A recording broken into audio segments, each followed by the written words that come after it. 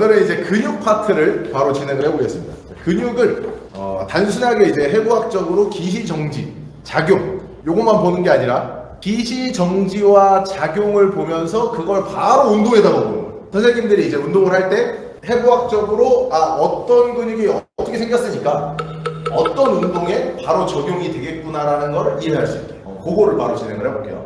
첫 번째는 이제 트라피지우스, 승모근입니다. 승모근 같은 경우에는 어떻게 다루세요? 승모근에 대해서 수업을 할 때 좀 얘기를 많이 하는 편이세요? 저도 이제 수업을 할 때 어떻게 보면 가장 많이 만지고 있는 부위, 회원님들 티칭을 할 때 제일 많이 만지고 있는 데가 견갑골하고 승모근을 제일 많이 만지고 있어요. 왜냐하면은 면적 자체가 뒤에서 봤을 때 굉장히 큰 면적을 갖고 있어요. 그러니까 우리가 광배근이 이렇게 아랫단에서 큰 면적을 갖고 있다면 승모근은 윗단에서 굉장히 큰 면적을 갖고 있죠. 다이아몬드 형태로 이런 형태를 띠고 있고, 그리고 어떻게 보면은 근육 중에 굉장히 드라마틱하게 반대되는, 그러니까 기람 근육이 하나의 근육에 있는, 그러니까 하나로 뭉쳐져 있는 근육이기도 해요. 무슨 얘기냐면 상부에 있는 승모근은 견갑을 올리잖아요. 올리는데 하부에 있는 승모근은 반대로 견갑을 내리는 작용. 거상과 하강이 한 번에 묶여 있는 근육이라 상승모근, 위에 있는 승모근에 힘이 많이 들어가면 어깨가 위로 올라가지는 거고, 하부에 있는 승모근이 힘이 좋아지면 어깨를 좀 내릴 수 있는, 그럼 좀 구조가 재밌는 근육 중에 하나죠. 단어의 뜻도 굉장히 중요해요. 우리가 이제 해부학 공부를 할 때 좀 쉽게 공부하는 방법이 단어에 대해서 집중을 해보는 거예요. 제가 운동을 설명할 때도 항상 말씀을 드렸죠. 그러니까 우리가 운동을 정확히 인지하기 위해서는 그 운동이 가지고 있는 이름, 그러니까 명칭부터 정확히 이해하면 티칭을 하는데 굉장히 좀 쉽다고. 승모근도 마찬가지로 이제 이 단어에 대한 의미를 좀 생각을 해보면 조금 더 효율적으로 공부를 할 수 있어요. 그래서 지금 뭐 이런 책, 이 책에는 그 단어에 대한 의미는 나와 있지 않지만 조금 좋은 책, 약간 좀 단계가 있는 책을 보면은 그 단어가 가지고 있는 의미에 대해서 설명을 꼭 해놓거든요. 그거를 보면은 좀 재밌게 해부학 공부를 할 수는 있긴 해요. 그래서 승모근 같은 경우에는 그냥 한자어적으로 봤을 때는 승려의 모자, 약간 이런 느낌을 갖고 있고, 영어 표현, 그러니까 라틴어 표현이죠. 트라페지우스라는 거는 말 그대로 마름모 꼬레, 그 형태를 뜻하죠. 근육의 형태가 이렇게 다이아몬드 형태로 되어 있으니까 그런 형태를 갖고 있는 근육이다, 이렇게 되어 있고, 그리고 기시와 정지를 한번 보면은 기시가 일단은 후두근, 항인대 이렇게 되어 있어요. 그리고 경추 7, 그리고 흉추 12번 극돌기에 붙어 있다라고 나와 있는데, 요게 이제 굉장히 좀 재밌는 근육인 이유가 보면 이 후두골에 지금 승모근에 시장이 붙어 있는데 실제로 경추 1번부터 6번까지는 다 있지가 않아요. 무슨 얘기냐면 이 승모근 상부는 떠 있어요. 이만큼은 인대가 차지, 항인대가 차지하고 그 위에 붙어 있어요. 그리고 얘가 오다가 경추 7번 톡 튀어나와 1번, 2번, 3번, 4번, 5번, 6번, 7번 요 뼈가 이제 톡 튀어나온 7번 돌기인데 이 돌기에서부터 흉추 12번까지 떨어져 있는 거예요. 그래서 실질적으로 기능 자체도 목에 관여는 하지만 이 밑에 있는 애들하고는 그다지 큰 연관성은 없는 거예요. 부유하고 있으니까. 그러니까 다이렉트적인 움직임, 그러니까 직접적인 움직임을 생각을 했을 때 그렇다는 거예요. 그리고 얘의 기능을 보면 얘가 이렇게 붙어서 견갑하고 연결이 돼 있어요. 그러니까 엄밀히 얘기하면 쇄골과 견갑하고 같이 맞닿아 있어요. 그러면 정지점을 보면 되겠죠. 상부는 쇄골 외측, 쇄골 바깥쪽, 그리고 중앙은 견갑근.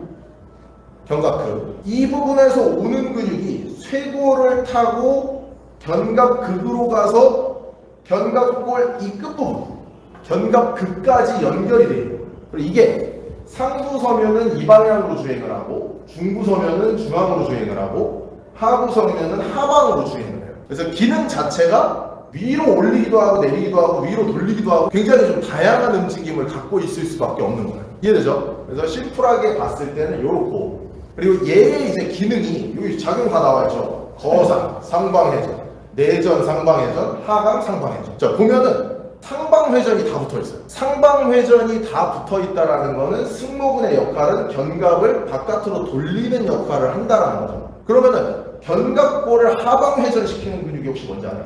견갑골을 하방회전시키는. 자, 능형근 이렇게 붙어있죠. 그러니까 능형근이 당기면 견갑골이 아래로 이렇게 살짝 그러니까 모아지기도 하지만 아래로 돌아가기도 해요. 그래서 능형근. 이 파트, 상방회전과 하방회전 파트에서 굉장히 중요한 근육이 견갑거근이에요. 견갑거근은 또 하방회전을 합니다. 그리고 소흉근, 폴포이드 프로세스에서 갈비뼈 3번, 4번, 5번 뭐 이렇게 연결되어 있는 소흉근도 하방회전을 만드는데 이게 왜 재밌냐면 상방회전을 만들면서 거상을 시키는 게 상부승모근이에요. 이렇게 어깨가 올라가. 이렇게 어깨를 올리는 게 상부승모근하고 견갑거근이 일을 같이 해요. 이 파트가 좀 선생님들이 익숙하게 이해를 해놓으면 좀 쉽거든요. 그러니까 되게 티칭할 때 도움이 많이 돼요. 그러니까 내가 견갑을 이렇게 올리면 상부승모근하고 견갑거근이 일을 같이 하게 되는데 회전은 두 개의 역할이 다르다는 거예요. 올리면서 상방회전을 이렇게 넣으면서 올리면 상부승모근의 힘이 더 높아지고 견갑거근의 힘은 상대적으로 떨어져요. 근데 얘를 붙여서 이렇게 올리면 견갑거근의 힘이 더 세지는 거예요. 견갑의 하방회전이 더해지면서 거상이 되는 거예요. 그러니까 우리가 사람들의 자세를 평가할 때도 그래서 상방회전 된 상태에서 이렇게 상방회전 된 상태에서 올라간 건지 하방회전이 걸린 상태에서 이렇게 올라간 건지 이 판단을 좀 많이 해줘야 돼요.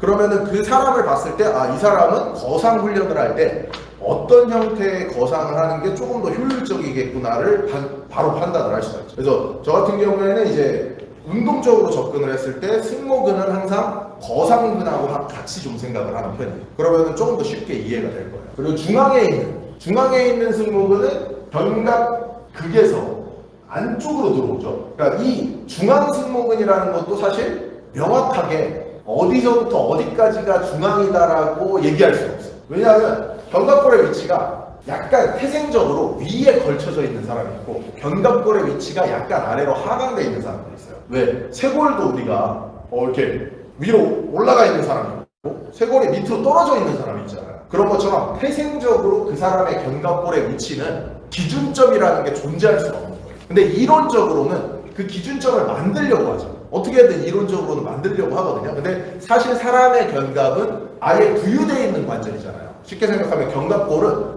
뼈에 맞닿아 있는 게 실질적으로 쇄골밖에 없기 때문에 내 몸 입장에서는 어느 정도 떠 있는 관절이에요. 그래서 ST 조인트라고 하는 이 견갑골과 척추와 연결되는 관절도 가상관절이라고 얘기를 하죠. 그래서 이 위치를 정확히 규정할 수는 없지만 트레이닝 할 때는 그거를 우리가 만져보면서 이해를 할 수 있어요. 그래서 견갑이 안으로 모이는 트레이닝을 했을 때 이 견갑의 위치가 약간 사선 방향, 윗방향으로 올라가면서 모일 수도 있고 견갑이 모이면서 밑으로 떨굴 수도 있잖아요. 이렇게 떨굴 수도 있어요. 그 위치를 보고 이 사람의 견갑의 좀 스탠스를 우리가 이해를 할 수가 있어요. 그리고 상대적으로 아까 얘기했듯이 견갑거근의 힘이 되게 센 사람들, 상부승모근의 힘이 이렇게 센 사람들은 로우 같은 운동을 했을 때, 그러니까 견갑을 모아서 중앙에 있는 승모근이 활성화되는 트레이닝을 했을 때 반드시 모으면서 올라가지 않게 하는 게 굉장히 중요하다. 중앙 승모근의 어떻게 보면 그 범위 때문이기도 해요.